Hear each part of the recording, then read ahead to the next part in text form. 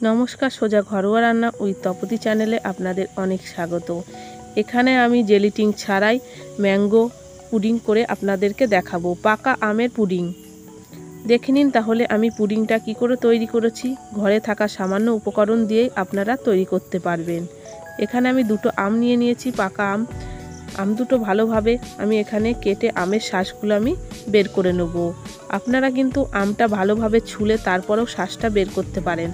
আমার এভাবে সুবিধা, তাই আমি এভাবেই করেছি। আর আমার চ্যানেলটা যদি এখনও সাবস্ক্রাইব যদি না করে থাকেন, প্লিজ সাবস্ক্রাইব করবেন এবং আমার পাশে থাকবেন। দেখুন আমগুলো আমি এইভাবে কেটে নিচ্ছি। এবার একটা চামচের সাহায্যে আমের শাঁসগুলো আমি সব বের করে নেব। যেটুকু নেওয়া যায় সেটুকুই আমি এখানে নেব। পুরোপুরি এখানে আমার সবগুলো করা হয়ে গেছে।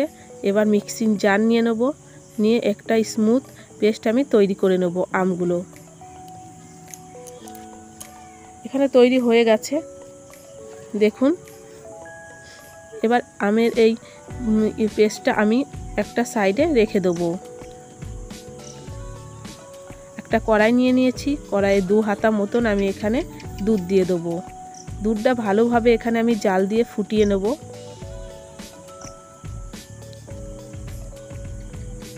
দুধ ফুটে গেলে এবার আমের যে পেস্ট আমি করে রেখেছিলাম সেটা আমি দিয়ে দেবো। আমের পেস্টটা দিয়ে ভালোভাবে দুধের সাথে নাড়াচাড়া করে মিশিয়ে নিতে হবে। আপনারা কিন্তু মিক্সচারের মধ্যেও দিয়ে দিতে পারেন দুধটা। 2 চামচ মতন চিনি দিয়ে দেবো। মিষ্টিটা আপনারা আপনাদের পরিমাণ মতন দেবেন। এখানে আমটা যেহেতু একটু মিষ্টি ছিল, তাই চিনির পরিমাণ আমি কম দিয়েছি। চিনিটা দিয়ে ভালোভাবে নাড়াচাড়া করে নেব।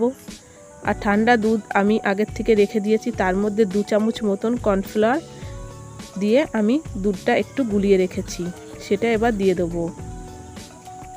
কর্নফ্লাওয়ার দেওয়ার পরে সাথে সাথে কিন্তু অনবরত নাড়তে হবে, না হলে একটু দলা ভাব চলে আসবে, তখন কিন্তু আর পুডিংটা হবে না সম্পূর্ণভাবে। 2 চিমটি মতন এখানে আমি লবণ দিয়ে দেবো। ভালোভাবে নাড়াচাড়া করতে হবে। দেখুন অনেকটা গাঢ় হয়ে গেছে। এই পর্যায়ে আমি এবার নামিয়ে নেব। এখানে 3টে পাত্র নিয়ে নিয়েছি, আপনারা যে কোনো পাত্র নিতে পারেন। এবার আমি হাতায় করে তুলে বাটিগুলো আমি ভর্তি করে নেব। দেখুন 3টে বাটি আমার ভরা হয়ে গেছে। এগুলো একটু ঠান্ডা হয়ে আসলেই আমি ফ্রিজে 2 ঘন্টার জন্য রেখে দেবো।